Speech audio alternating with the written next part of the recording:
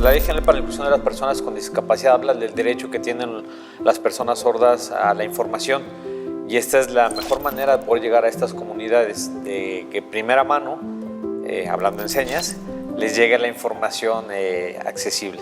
Tenemos entendido que varias asociaciones de personas sordas tenían esta petición y pues el equipo del presidente, muy sensible y muy atento a la solicitud de las personas sordas, buscó el servicio.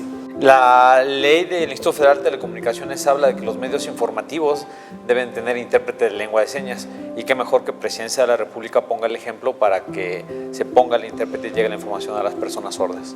Para nosotros es una gran responsabilidad, no es un tema que se pueda tomar a la ligera, no sentimos de ninguna manera que se pueda hacer simplemente por saber lengua de señas. Tenemos que tener una formación profesional para llevar el mensaje de la manera adecuada a las personas sordas.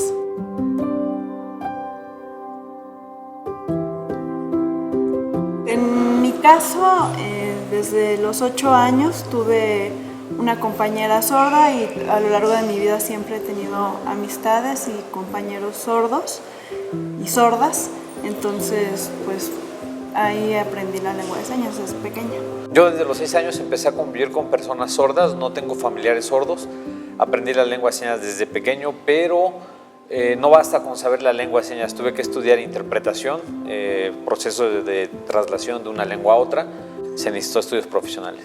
El Consejo Nacional para Personas con Discapacidad hace aproximadamente 9 años sacó una certificación, se hicieron exámenes aproximadamente a 350 intérpretes, ha habido 4 procesos, hasta ahorita habrá un aproximado de 60 intérpretes de lengua de señas certificados, pero el proceso se detuvo.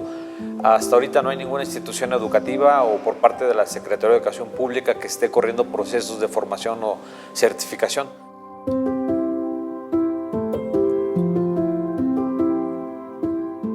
Estamos hablando de que la lengua de señas es una lengua nacional, oficialmente reconocida en el Estado mexicano, y es una lengua con gramática propia. Entonces, muchas veces se tiene la idea de que es parecida al español, nada más que se modula y se habla con las manos, pero no es así.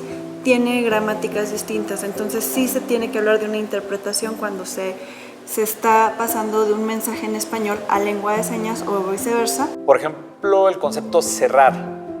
Nosotros no podemos decir la seña de cerrar porque no hay una sola forma de decir cerrar, dependiendo de lo que se tenga que cerrar. Cerrar una puerta, cerrar un negocio, cerrar un ciclo, cerrar una relación, cerrar una negociación.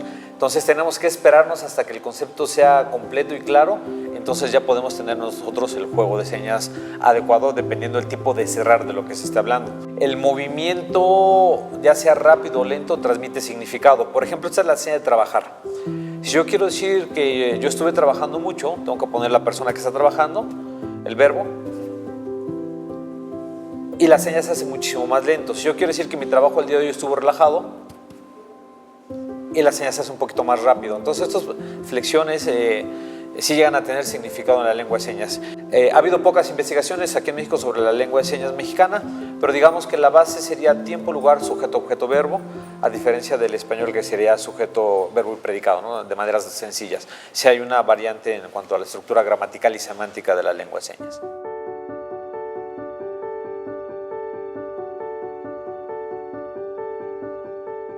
Las manos no, el proceso mental es el que se cansa. Por lo mismo de que son gramáticas diferentes, tengo que entender la intención del orador, procesarla, ver cuál es el mensaje, seleccionar las señas adecuadas que lleguen el mensaje a la comunidad de las personas, mientras que la persona o el intérprete sigue escuchando, sigue procesando la información, la sigue expresando. Percepción, compresión, expresión es el triángulo de la comunicación. Entonces ese proceso mental, el cerebro no está acostumbrado a ello, está acostumbrado a pensar en un idioma o en otro. En muchos estudios, y no nada más es de lengua de señas, sino intérpretes de inglés, franceses en lenguas orales, que después de 20 minutos la calidad de la información que sale del intérprete va disminuyendo. De ahí que los 20, máximo 22, 23 minutos se hace el cambio de interpretación para que el nivel de restitución sea el adecuado y que llegue la mejor información posible al auditorio.